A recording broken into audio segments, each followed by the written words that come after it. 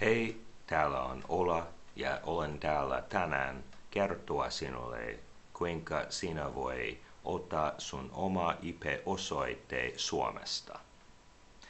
Nyt sinä voi kysyä, kuinka sinä tarvitsee jotain suomalainen IP-osoite.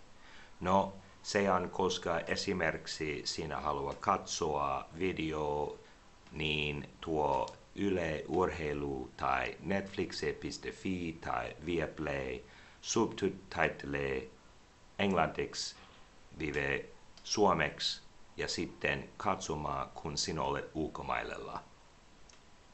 Jos sinä haluat käyttää Nordea-pankki tai OP-pankki tai Sampo-pankki tai suomalainen pankki, se on myös, sinä tarvitsee ottaa suomalainen IP-osoite, koska jos sulla ei ole IP-osoite Suomesta, sinä ei voi pääsyä.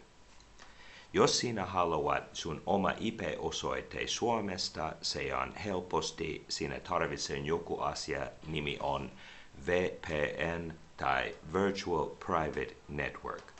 Virtual Private Network, se on tosi helppo, sinä voi ottaa sun oma IP-osoite ja sinä voi katsoa kaikki maailmassa. Jos sinä haluat tietää lisää, sinä voi katsoa se teksti täällä videolta ja sitten sinä voi mennä siellä ja oppi lisää, mikä sinä tarvitset tekee ja ottaa IP-osoite Suomesta.